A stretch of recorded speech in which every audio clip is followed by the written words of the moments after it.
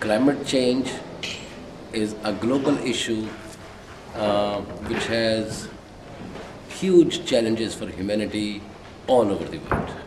In South Asia, its challenges are very serious.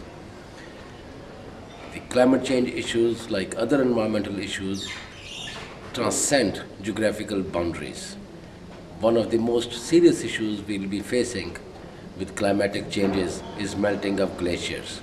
This will affect all countries of South Asia, including China. In fact, the lifeline of water in India, Pakistan and China comes from our glaciers. In Indus River, Brahmaputra, Ganges and Mekong, all of them have source in the glaciers. If the glaciers melt, we'll have two stages. At the first stage, there'll be abundance of water resulting in floods, flash floods, and large-scale damage to the soil and to the people living living downstream. Once this stage is over, there'll be huge scarcity of water. Scarcity of water will affect the livelihood and economies of these countries.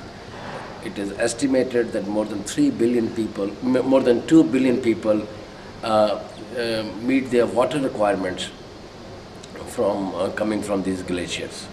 So in these three river systems, the food scarcity will be a major issue coming.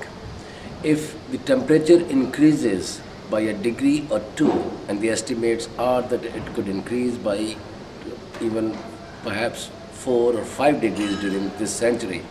But even if there is an increase by a degree or two, it would mean that our crops will need to be more heat resistant to give us yield to feed our people. So it will be an issue of food security as well. There are numerous other challenges that will come out of climatic change, like health issues, new kinds of disease, new, and so on and so forth. But primarily now coming back to the action. A lot needs to be done to draw attention of opinion leaders and policymakers to the climatic changes. In India and in Pakistan, enough attention has not been paid so far.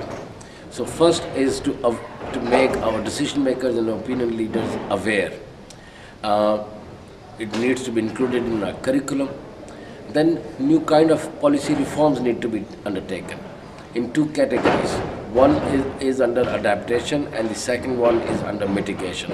Under mitigation regime, we need to introduce cleaner technologies, reduce our emissions and make our economies carbon free to the extent that is possible. This would mean having an alternative mode of development that does not necessarily follow the Western model in which the carbon emissions were very high. Therefore, the trade-off here would be what kind of development paradigm we'll need to follow without compromising our economic development needs. Second category deals with adaptation. Under adaptation, we will need to develop adaptation strategies to cope with these changes in climate resulting in abundance or scarcity of water, melting of glaciers, or increased heat and temperatures. This would require working first and foremost with the poor, because they'll be most affected and they'll be the first one to get affected. So in order to enhance their ability to cope with these climatic changes, we need to understand the coping mechanisms the communities can undertake in terms of their land, their agricultural practices, and so on and so forth. So adaptation strategies need to be undertaken. First requirement, in my view, is mapping the capacities. What kind of capacities the communities, the poor people would have to cope with climatic changes. Now, the last thing that I want to talk a little bit about is about our organization, that what we are doing. We have been working on climatic changes issues for the last 12 years now. We undertake trainings of decision makers, opinion leaders, media, academia and corporations, both in the areas of adaptation strategies as well as in mitigation. We have undertaken research.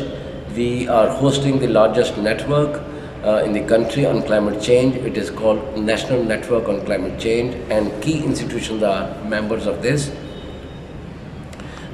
We work quite closely with Government of Pakistan, assisting them to develop strategies, and we are working with some tehsils or districts to assist the local governments undertake policies that could help the local people to cope with the climatic changes that are coming our way.